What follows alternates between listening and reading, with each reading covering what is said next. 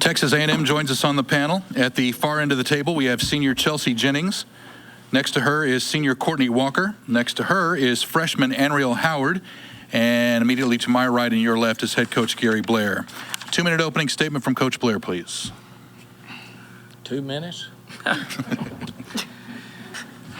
Give or take. The whole ball game, our offense was pretty efficient. Our passing was not efficient.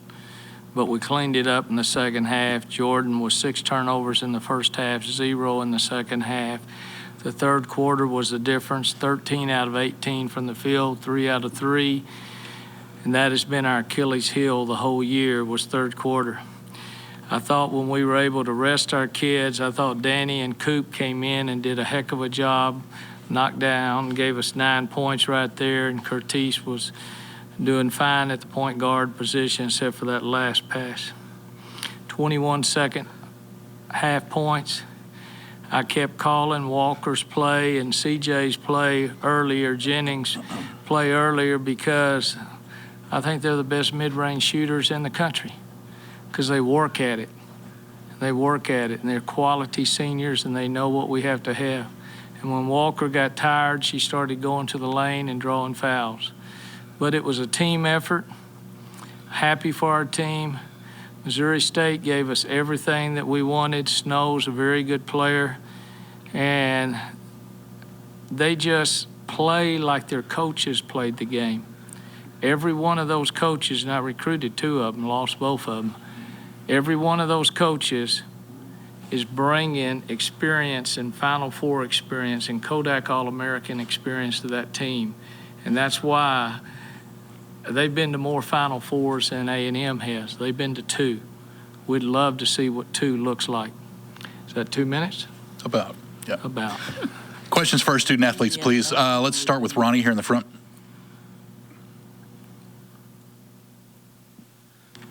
Anriel, what went into your success on the boards today?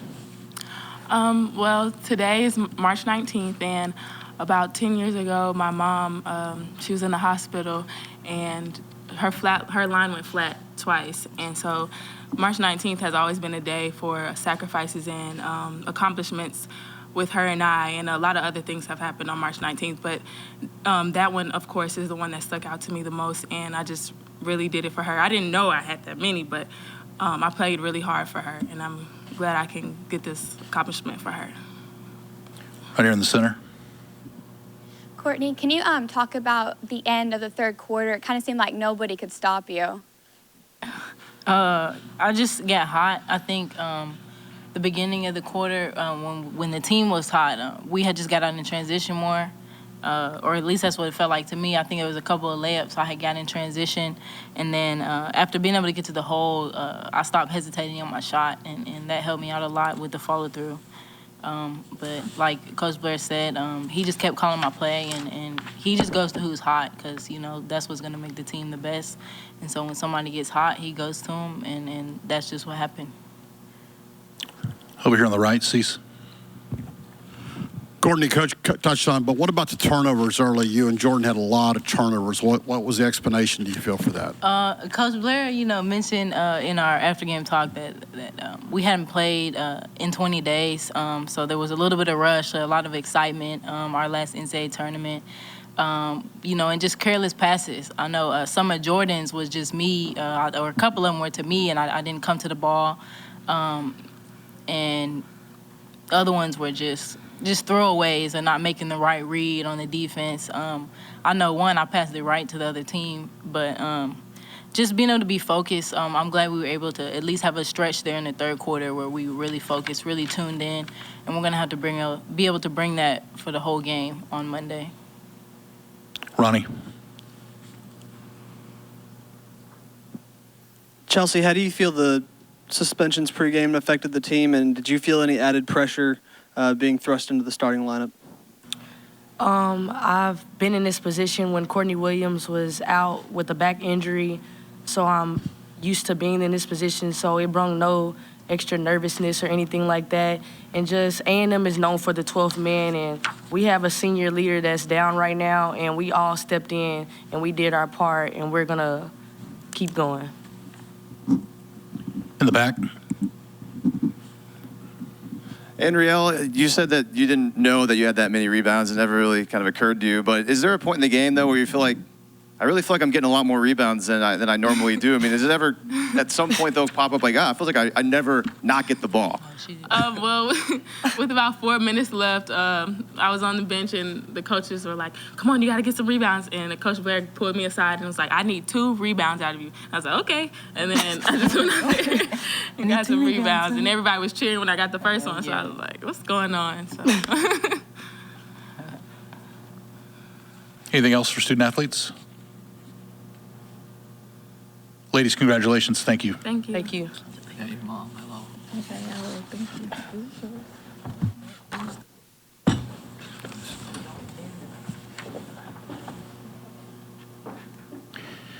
you. Questions for Coach? Cease? Gary, what about not having Williams? How did that, the fact that you played without her, did that help you, preparing this team for this game? Or, how did you prepare for the game without her?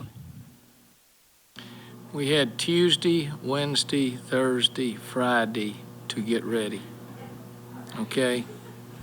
And we worked on our transition game instead of our half-court offensive sets. We tried to get out on the floor and attack, because you saw us, instead of handing the ball to Jordan, we had to work on that because we had to make up for not having Williams, and we had to score in different ways. We wanted a fast tempo. That's why I was able to use my bench so much during the ball game, because of the pace that we were going to play. Yes, it hurt. It hurt big time, because she has meant so much to this program. USA basketball this summer, all SEC 3 years in a row. It hurts. There's not a kid in the country that's that size that can create off the bounce as well as she is. There's great players out there, but she's meant a lot to this program. So we pick up the pieces. 10 is enough. That's what we have. We have 10 kids ready to go. And normally you're on a 9-player rotation anyway, but I've got 10 that are ready to go. And just like what I told the lady at halftime when she interviewed me, how are you coping? And I talked about the 12th man. Somebody needs to step up. And I think that's what we did today. Jennings was great. She had to guard the other player's best player in Snow the majority of the time. Coop and Danny stepped up. Those are the first threes that we have made in 5 ball games. That scares you right there. And it's the first 3 Danny has hit. She was 1 out of 15 going into those 2 that she made. So people get injured. You've had suspensions in every sport all over the country, whether it's pros, little league, high school, or college. It's something as coaches, we just have to pick up the pieces, be able to get our players to adjust and believe in each other. And I think our kids did a good job of that. But remember, we were 5-0 without Williams and Jones when they were injured. So now we're 6-0 without another starter. But to get to 7-0, we're going to have to be a whole lot better. Right here on the side. Coach, what was the key for the turnaround after halftime as far as limiting the turnovers and getting out on a roll offensively? Couple of set plays. I'm glad it was our ball to open up the third quarter, because we were focused. We knew what we wanted to do, and we got the ball in the hands of the right people. And then they made some turnovers. I think their turnovers to start the third quarter really hurt their momentum. And then when we get on a roll and you get that crowd behind you, it was pretty special. And I just kept running set plays. Okay, and sometimes we got to have more motion, but Walker was quicker than everybody that was guarding her. She will not necessarily be quicker than the people that are guard her Monday night. Cease. Gary, she was quicker, but she didn't shoot well the last 2 games, and she was 3 of 8 at one point today before she got into it. What was the difference, you feel, the driving, getting a few layups, or What made her shot come around? Just getting her space and using the step-back move and get into the flow. She's a flow player. She has got to get in it, and you got a pocket pass. One time in the first half, Jordan, she was wide open in the zone. We reversed it to her, and Jordan hit her in her knees. She came up, shot the ball, and missed.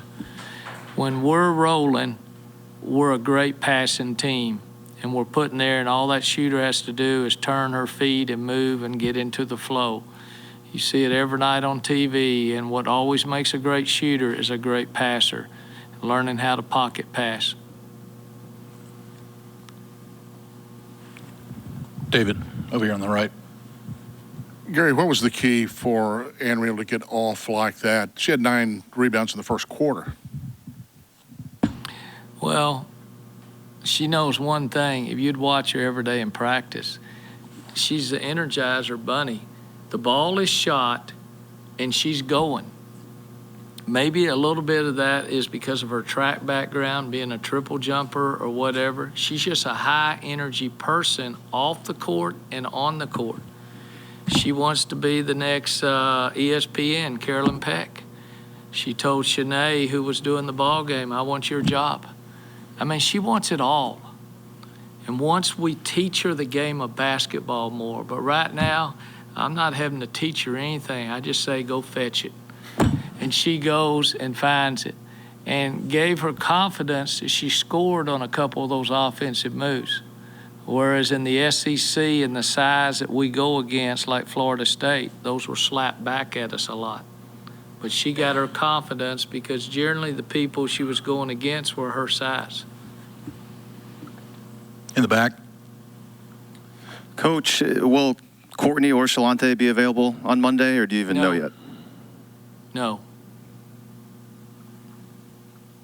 Cease.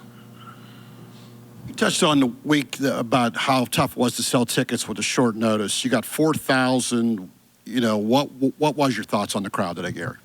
I thought it was pretty good. I think our marketing department at the end was out there hustling, selling tickets, and getting some Gary's Group tickets out besides the ones.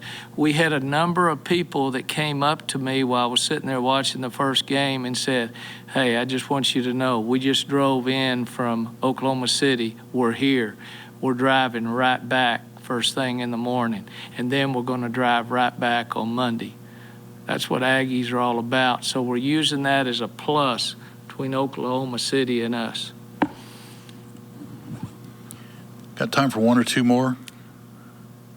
Anything further for Coach back here in the back? You mentioned the size of Florida State. How do you prepare to go against them on Monday, especially with Courtney Williams being out? They have Shakayla. I think that would have been a great matchup for Courtney to go against. How do you prepare for that size on Monday? Well, the great matchup is going to be Shayla Thomas and Anriel Howard. They're both 5'11". They can both jump out of the gym. The difference is Thomas can dunk. Mine cannot. But mine can triple jump further. It's going to be a tremendous matchup. Who can stay out of foul trouble? Now, a lot of times they like to bring Shayla off the bench. I think they started her today. I missed the opening tip, but I recruited Shayla very hard. So I got one from Atlanta, and I lost the one from Alabama. But I'm not trading mine. The junior college kid, Bugatti, if that's how you say her name, she's very, very good. That's where Shalante Allen played junior college ball with her, and they won 2 national championships. Romero, the point guard, is as good as anybody we see in the SEC. She does an outstanding job for them. And then you're looking at a future Hall of Fame coach right there in Sue Semero. So we've got our work cut out, but how we get ready is called the cold pool. That's where we're all headed right now, except for the old coach. I'm headed to Napa Flats to eat some good Italian food, but we're going to the cold pool and try to ice down and rest up for tomorrow to have more of a workmanlike practice where we're not having to use as much energy as we had to use. Because we wanted to press Southwest Missouri. Now we got to work against Florida State's press. They're 1-2-1-1 or 2-2-1 they like to run. But it's going to be a war, and it will be the best game on TV on Monday night. 2 teams, it's a toss-up. and it's going to be a lot of fun. We have time for one more. We'll wrap it up here in the middle. Coach, can you talk about setting the tempo early and how that helped you guys throughout the game? You're at home, and on paper, you're the better team. You don't want to sit back and run and try to run a perfect play. You want to allow your team their wheels, and we want to be able to run and make some mistakes, which we did, particularly turning over the ball, but we set the tempo. I don't think they were expecting us to run as much as we did or to press as much as we did, knowing that we were shorthanded in numbers. But I think our kids handled it. My bench was very good, and I'm not sure what we'll do on Monday night, but we'll come up with something.